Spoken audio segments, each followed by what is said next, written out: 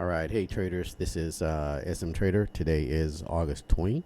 It is basically 9 a.m.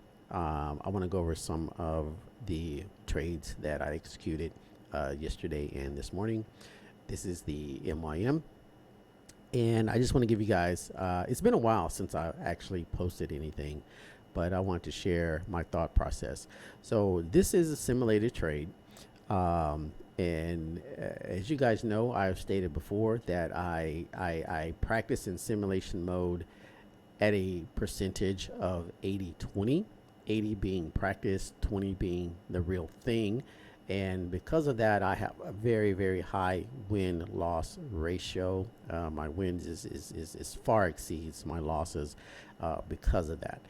But I want to just share my thoughts here. So this is the 20-minute chart, and I took my first trade here. Why did I take my trade here?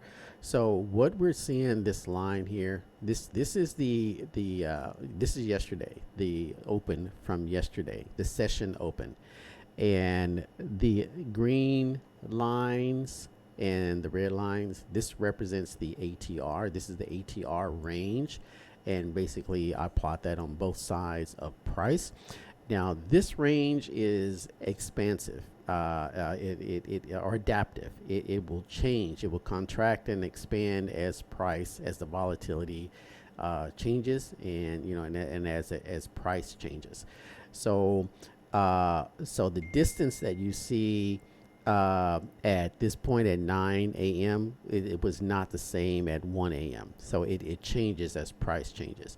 But at the end of that session, okay, that this is what the volatility look like in the ATR range.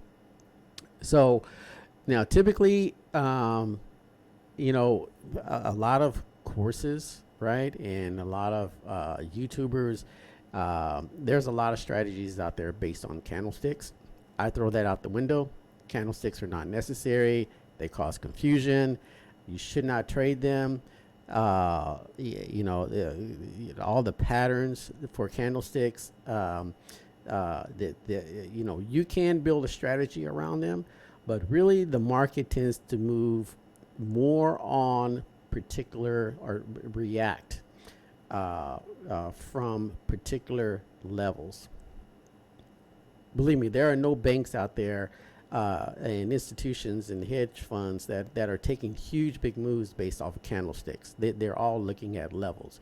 So I trade based off of levels, and especially ATR can be extremely accurate once you learn the method.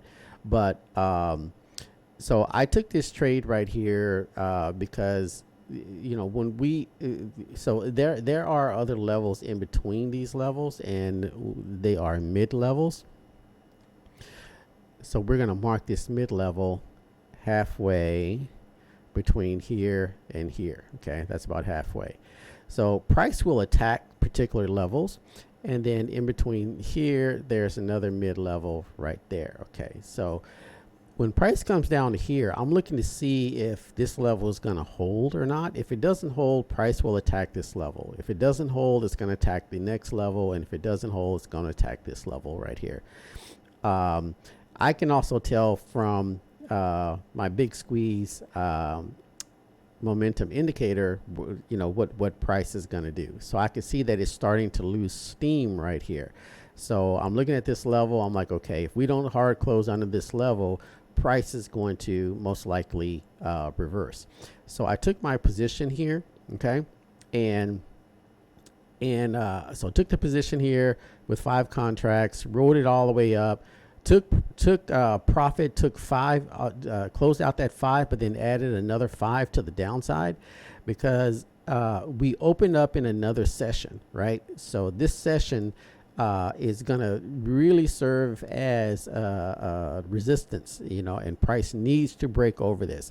If I see price failing, then I'm going to go ahead and take the down position. So here we see price is not doing so good. It's and we can actually see that from here on the big squeeze, price was actually reacting to the downside slightly. So So I'm going to go ahead and take my position here, early entry, wait for the change. We get the communication from the big squeeze that, yeah, price is weakening more, participants are exiting. We can also see down here on our master control that we had a takeover attempt right here. Okay, this is where the sellers are coming in right here. That's the takeover attempt. So this definitely was an entry right here. Okay, and I entered just a little bit, one candlestick after that. So here we can see that the sellers completely took over, dominated, and just took this all the way down. Little takeover attempt here from the bulls. It failed. And then another takeover attempt here, but we're still holding on. The sellers still have control. Okay, they still have control. See that? Okay, but the bulls are just trying to fight back. There's a little takeover attempt. Then the bulls win. Okay, so the bulls win, and then we have another takeover attempt. Sellers here, and then I ended up taking a position here. Okay, let's bring this up here. Okay, so now we're done with this session, so we're going to remove these. Okay, so why did I take a position here? Well, for the same thing. We have the hidden level. So here's current session open. Here's that the mid ATR. We're going to come right here in between, right in the middle. Okay, if price hard closes under this, we're going down. If price hard closes over it, we're going up. So I'm watching this thing right here. Now here's a little fake out right here. Okay, that one was really tricky. But here you get your signal, hard close over it, big squeeze indicator tells you it's going up, and even before you got the signal here, the big squeeze was telling you this thing was going up anyway. And you know, here you can see that there is a takeover attempt from the buyers right there. So the pressure was already to the upside. And then definitely right there, you're in this and you're just riding this up. Now, as I'm riding this up, so when I came back to my PC, okay, so this was already heading up. Yeah, I didn't jump in here. This was already heading up. And I saw it right here. That was like, yeah, 6 o'clock in the morning. I saw it right there, and I was like, oh man, this thing, where is it going to go? It's going to attack the current session open and the current session and the prior session close. It's like a magnet. I said the price is going to go here. So I went ahead and jumped in. Boom, I jumped in. So rode this thing up. And then when I got the little pullback right here, I'm like, okay, I still see a lot of momentum in this thing. There's a lot of momentum. And at that point, the NQ, the ES, the RTY, the YM, they were all up. They were all up. See, now they're down, but they were all up. So I'm like, hey, this thing is going to continue to go. So I went ahead and jumped back in and rode this thing up to, I got out somewhere somewhere in here. Yeah, at 450.45. And you know, and so once you break this level, what's the target? Okay, so this was the initial target, right? But once you break it and there's no indication that this thing is going to slow down, the next target is going to be midway between the open and the mid ATR. Okay, so here's the full ATR. Here's the mid ATR. So you're midway between the mid ATR and the open. Boom, that's your target. This thing came and hit basically to the penny. And once I saw this, I'm like, oh heck, I'm taking this thing down. It's you know, I'm gonna take it down. So I went ahead and jumped in here, 20 contracts down, boom, okay, and definitely once you fail the prior close and the current open, it just tanks, and you have this confluence here. So remember, here's the inverse level, right? Here's the inverse level. Whenever you come to this level, you're going to have an acceleration in either up or an acceleration down. So here, boom, acceleration up, here, acceleration down, and we come right back down to where did this candle end? Essentially to the penny at that mid level. Okay, when you see this type of precision, This is how you know that you know your technical analysis is sound. Um, so now that we're down here, so now we're right at $500, taking this down. So this is total for the day, 1,135. And again, this is all practice. Okay, this is all practice for the real thing. So now I'm gonna go ahead and see. So now what I want, price will react here. Okay, which it already has. So this is where price actually is. It's already, you know, tagged this level. It's gonna pull back a little bit. But now you never jump in the middle of the trade. Okay, the entry was here. This was the entry. So I'm not going to jump in here. I'm not going to do anything. Yes, it can react at this mid level just like it did here. Okay, so if it does, then I'm gonna wait for my big squeeze indicator to give me the reversal. But what I want is, you know, you get stronger reactions from levels like this one down here, okay, or right up here, or right up here. So let me see. Let's see.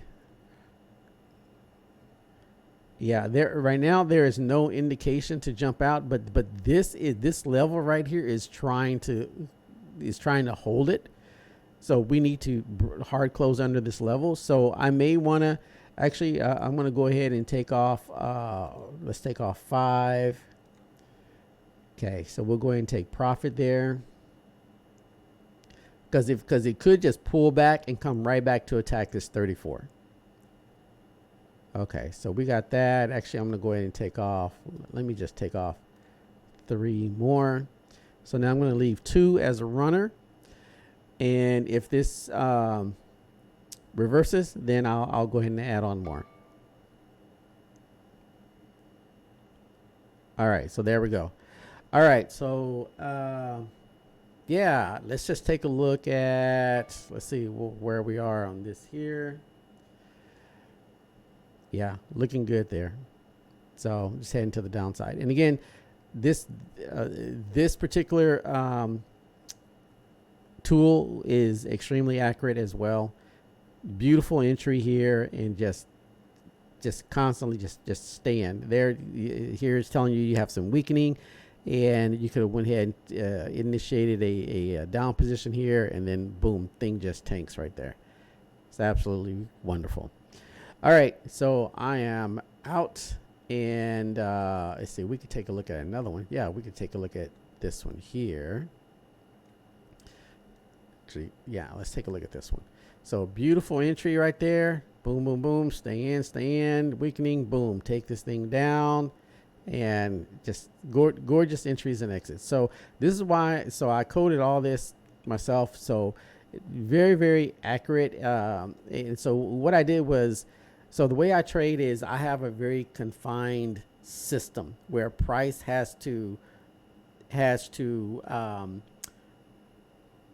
play out within particular rules, or I basically, let's use this analogy. I created a world that price has to exist inside of my world, and and price will react to certain walls that I have built. Now, of course, price is going to do whatever it wants to do, right? But instead of me trading price in an open world, I created walls within my own world, and so I know when price hits these walls that it has to react one way or the other. And but I have I have tools that I use that allows me to know with a high probability which direction it's going to go. So yeah, so that's it. All right, I'm out, and good luck.